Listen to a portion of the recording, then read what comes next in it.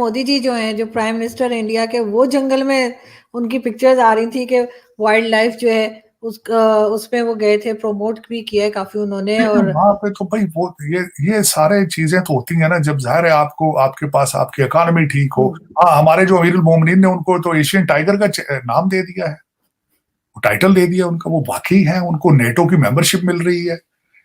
इस वक्त वो अमेरिका वाले उनसे पूछ के चलते हैं, अगर देखा जाए तो ये हालात तो यही है।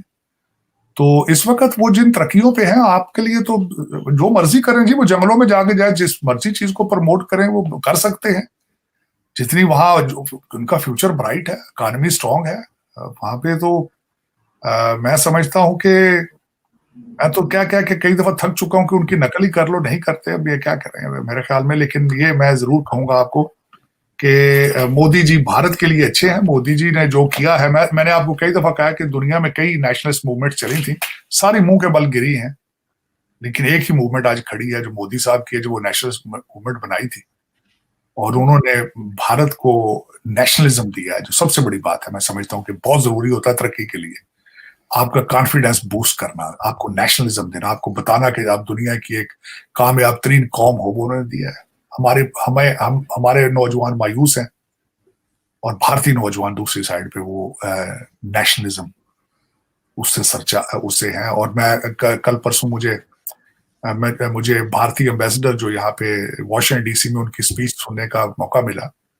आंखें खोल देने वाली उन्होंने बातें की। उन्होंने कहा कि हर साल एक इंस्टीट्यूट ऑफ टेक्नोलॉजी जो है, हर साल एक नया इंस्टीट्यूट बनाया जाता है पाकिस्तान भारत में, हर 2 घंटे बाद एक नया कॉलेज बनता है। उन्होंने बताया जिस तरीके से हम तरक्की कर रहे हैं, मेरे ख्याल में वो जो आज से उनके जो फोर फादर्स हैं, भारत के जो रिसेंट फोर फादर्स हैं, जो पिछले, मैं समझता हूँ, और 2 चीजों पे मैं बड़ा इंस्पायर्ड हूँ कि बड़े शॉर्ट पीरियड में अंदर उन्होंने तरक्की की, बड़े शॉर्ट पीरियड। मैं हैरान हूँ, मैंने आपको बताया सारा कुछ मैंने अपनी आंखों से देखा, सारा कुछ 1985 के बाद, सारा 86 के बाद।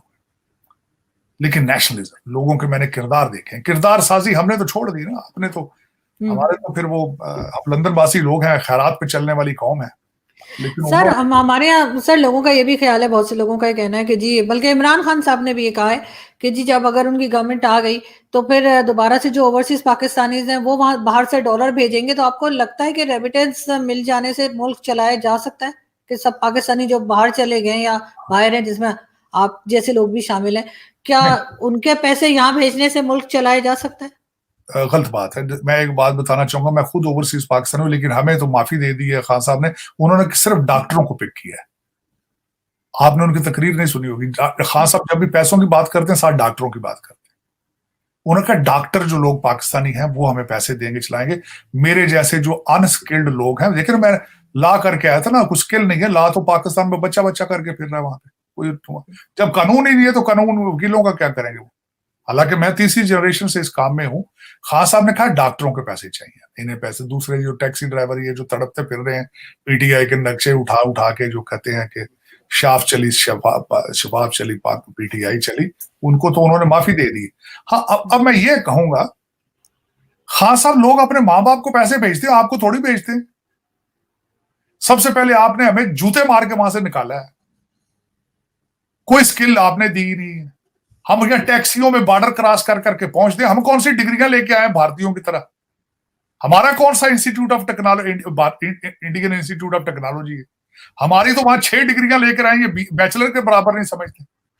आरजू, आपको मैंने बताया था, मैंने आपके इस्लामाबाद की एक यूनिवर्सिटी का लड़का रखा है, हायर किया एमबीए करके, वो एक एप्लीकेशन, एक लेटर नहीं लिख सकता था इंग्लिश में। ये स्टैंडर्ड्स हैं। आप मुझे ये बताएं, आपके हालात क्या हैं? कितने इंग्लिश चैनल हैं पाकिस्तान के अंदर? एक भी नहीं है। ये जो ऑक्सफोर्ड से पढ़ के गया है उसको भी ट्वीट करनी पड़ती है तो उर्दू में करता है।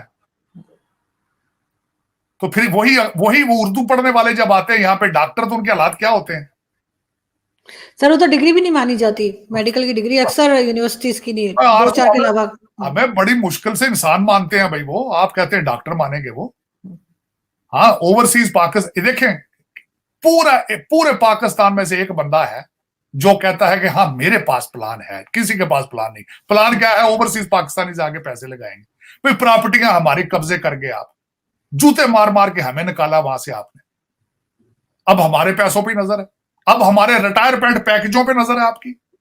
अब हमने जो सारी जिंदगी मजदूरियां कर करके कमाया, आपका दिल है वो भी खा के तो आप अटकार मार जाए। आप बड़े जालिम लोग हो यार। अब मरे वालों को कहते हैं शहीदों से भी मजाक करते हो। पहले निकाला मुल्क से, मुहाजिर किया, जलील किया। मुझे ये बता क्यों क्यों निकलता बंदा अपना मुल्क छोड़ के?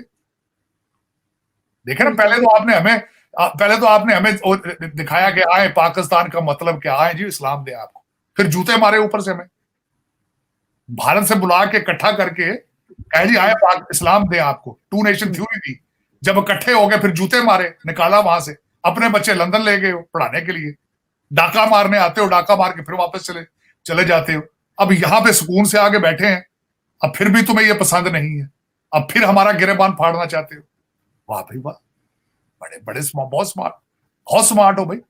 लेकिन आरजू मुझे उनसे ये पूछना है, हमें कभी नाक में रोटियां डालते देखा है आपने? हम मुंह में ही डालते हैं। हम बेवकूफ हैं, लेकिन इतने बेवकूफ नहीं है। हम बेवकूफ हैं, बेवकूफ तरीन नहीं है।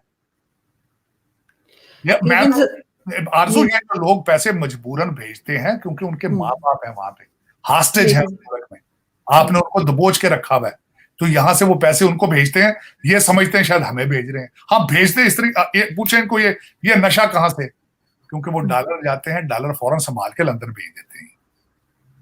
बिल्कुल ऐसा ही है, उस पे लगे हुए हैं। लेकिन ये कि इनको ये बता दूं, एक एक डॉलर, एक एक पाउंड के साथ बद्दुआएं भी जाती, बद्दुआएं भी जाती कि हमारे प्लान तो किसी के पास नहीं जी। नहीं, हमारे खून पसीने की कमाई है जिसको ये लंदन ले जाते हैं अपने बच्चों की ट्यूशन फीस ने। ये आपकी जितनी रूलिंग एलीट है, ये जितने आपके ये सीएसएस अफसरों के बच्चे पढ़ रहे हैं बाहर, जो सब धोखा फराड हो रहा है, हमारे डॉलर पाउंड जो फौरन जाते हैं पकड़ के बाहर। हमें तो वो पेपर करेंसी बना रखी रुपए, जिसकी वैल्यू ही कोई नहीं है। आप मुझे ये, मेरा आपसे क्वेश्चन है, केले का रेट बता दें, रमजान से पहले क्या था, आज क्या है? बिल्कुल कोई कंट्रोल नहीं है जी। गवर्नमेंट का कोई कंट्रोल नहीं है। और सारे ज़गीरा दोस्त जो हैं वो सारे अब उम्रा करने जाएंगे सऊदी अरेबिया सारे। सर 600 रुपए के तो एक दर्जन केले आ रहे, कौन खा सकता है, कौन ले सकता है? लेकिन सर अगर हम बात करें जस्टिस काजी फाइज ईसा की, वो पार्लियामेंट गए थे और उसके ऊपर एक हंगामा मच गया, जबकि इससे पहले साकिब निसार साहब हर जगह खड़े नजर आते थे इमरान खान की गवर्नमेंट में। जो लोग हैं उन्होंने तस्वीरें लगाई हैं, साकिब निसार साहब हर जगह खड़े होते थे अमीरुल मोमिनीन के साथ, किसी को कोई एतराज नहीं। और वो बंदा गया है और उसने जाके क्लैरिफाई भी किया है, उसने कहा भाई मैं तो यहाँ गोल्डन जुबली आइन के लिए आया और मुझे बताया गया था यहाँ सियासी बातें नहीं होगी, और जो हुई है मैं उनसे एग्री नहीं करता हूं। लेकिन क्या करें, वो पार्टी भी, वो लाडले भी हैं, अंदर से सपोर्ट भी हासिल है, उनके ट्विटर ग्रुप भी बहुत स्ट्रांग है, उनके टिकटॉक वाले भी बहुत स्ट्रांग हैं। फिर उनका वो अंडे दे बच्चे थे, जिसका मर्जी जिसके पीछे पड़ जाए, वो क्या फर्क पड़ता है। लेकिन ये कि मेरे ख्याल में उनको जाना नहीं चाहिए था, मेरी जाती तो राय यही है। लेकिन चले जाके, लेकिन उन्होंने सफाई पेश की है जो कि मेरे ख्याल में काफी थी। लेकिन इनका क्या है, ये कल एतर मनीला के गीत गाते थे जस्टिस साहब के, आज फिर उनके ट्रोलिंग कर रहे हैं। इनका क्या है, फैसला मर्जी का आ गया तो वो अच्छा है, अगर मर्जी का ना आया तो उसके पीछे पड़ जाएंगे। इनका क्या है। लेकिन आरजू, मेरे ख्याल में जो इस वक्त आपके मसाइल आगे फ्यूचर में बढ़ेंगे, ईरान की वजह से आपकी कुछ वैल्यू थी, लेकिन सऊदी अरेबिया के उनका रिलेशनशिप ठीक हो रहे हैं, अब तो वहां से भी अब मेरे ख्याल सऊदी अरेबिया वाले भी शायद पैसे ना दें। दूसरा, चाइना पहले ग्वादर की वजह से आपकी वो कदर करता था, अब हो सकता है ईरानी पोर्टें वो इस्तेमाल कर लिया करें, उनका भी इन्फ्लुएंस बढ़ रहा है। तो आपका कोई मुस्तकबिल कोई मुझे ताबनाक नजर नहीं आ रहा। और दूसरा, किसी के पास आज तक, मैं ये समझता हूं दुख वाली बात है, किसी भी लीडर आपके, किसी के मुंह से मैंने कोई अच्छा प्रोग्राम नहीं सुना पाकिस्तान के लिए कि आए बच्चों को आईटी की तालीम दें, आए बच्चों को यहाँ पे इंडस्ट्री लगाएं, आए मैं आऊंगा तो मैं इंपोर्ट इस तरह बढ़ाऊंगा, मैं कॉटन का कारोबार बढ़ा दूंगा, मैं इंफॉर्मेशन टेक्नोलॉजी, मैं आर्टिफिशियल इंटेलिजेंस बच्चों को सिखाऊंगा। किसी के मुंह से नहीं निकला। हाँ, अपने बच्चे पढ़ रहे हैं सबके बाहर, आपके बच्चों पे आपके बच्चों को कहते जेलों में जाओ, कहते मेरे लिए निकलो जेलों में जाओ। ये सियासत नहीं, जिहाद है भाई, जिहाद करो, अपने बच्चे बुला के जिहाद करो यार।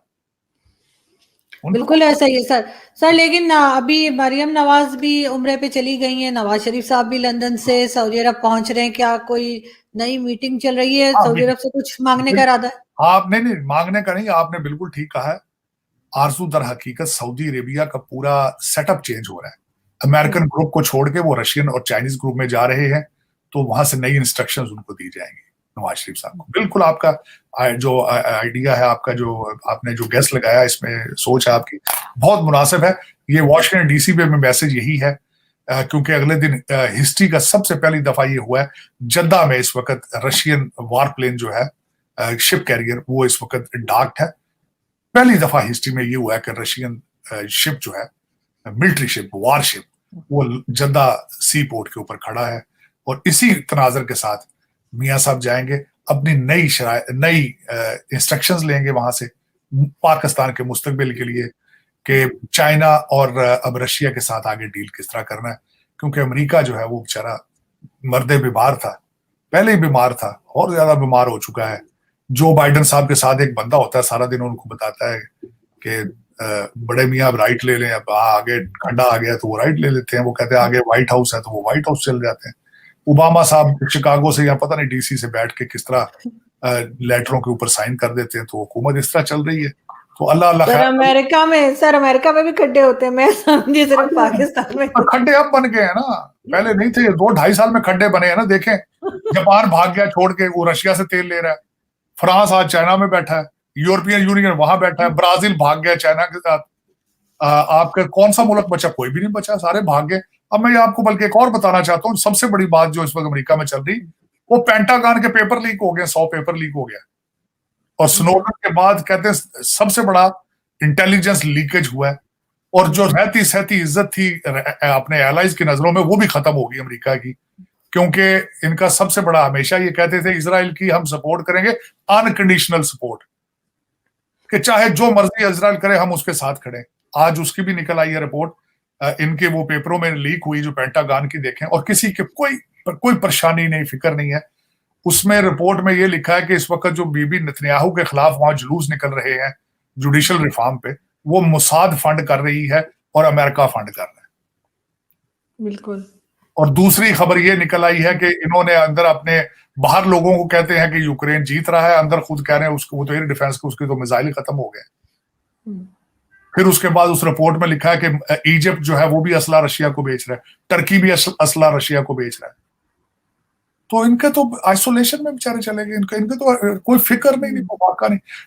अगर हकीकत यहाँ पे इस वक्त मरवाना और ड्रग्स इतनी बिक रही है, इतनी खुलेआम बिक रही है, ओपन ड्रग मार्केट्स हैं। लगता है जिस तरह हर अमेरिकन ही शराब के नशे में, शराब के नहीं ड्रग्स के नशे में चूर है, होश ही नहीं हो। देखे ना, इंटेलेक्ट सारा आउटसोर्स करके भारत भेज दिया, सारे सीईओ भारतीय। बिल्कुल। अपना गोरा किधर गया? वो कहीं नशे में पड़े में। हर कंपनी में सर इंडियंस लगे हैं, जितने भी आप देख लें बड़ी कंपनीज में सब जगह इंडियंस हैं। मैं अगले दिन जब बैठा हुआ तो भारत के एम्बेसडर साहब कह रहे थे कि हर जो सीईओ जहां नहीं भी, उनकी बोर्ड में एक दो बोर्ड मेंबर इंडियन होना जरूरी है, क्योंकि उससे उस कंपनी की प्रेस्टीज बढ़ जाती है। ये हालात है अमेरिका।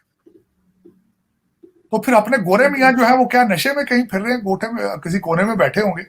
इंटेलेक्ट भी आउटसोर्स कर दिया और सोचना ही बंद कर दिया।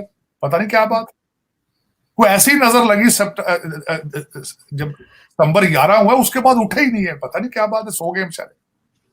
हाँ, उसके बाद से और ज्यादा हालात खराब से खराब हो रहे हैं। लेकिन सर लास्ट में मैं ये पूछना चाहूंगी आपसे कि वो नेशनल सिक्योरिटी कमेटी के मीटिंग के बाद से कुछ इन्होंने ऑपरेशंस किए हैं। आज भी बन्नू में कह रहे हैं कि 3 दहशतगर्द बकौल इनके उन्हें मारा गया है। आपको लग रहा है कुछ सीरियसली काम कर रहे हैं? देखें, उसके हर तस्वीर कहते 2 रुख होते हैं। ये तो कहते हैं ऑपरेशन कर रहे हैं हम, जो कुछ भी कर रहे हैं। लोग ये कहते हैं कि ऑपरेशन पहले क्यों नहीं शुरू किया, इलेक्शन का बहाना बनाना था, उसलिए कर रहे हैं। अब उसका एक और भी निकल आया कि स्वीडन ने वहां से वैसे ही बंद कर दिया इस्लामाबाद से। वो कहते हैं सिक्योरिटी थ्रेट है। अब डिप्लोमेट, जब आप रोजाना कहेंगे शेर आया शेर आया शेर आया, तो वैसे वाले तो भागना शुरू हो गए वहां से। आप चाहे भले आप इलेक्शन की वजह से ये सारा कुछ कर रहे हो, लेकिन डिप्लोमेट तो भागना शुरू हो चुके हैं। लेकिन ये कि देखें, कच्चे में भी ऑपरेशन चल रहा है आपका। सर बहुत सी एम्बेसीज ऐसी हैं जिनके डिप्लोमेट्स ये कहते हैं कि जी हम लंच या डिनर करने सरीना होटल या मैरिट नहीं जा सकते। आरजू, मैं क्या आपको बताऊं, मैं कुछ अरसा पहले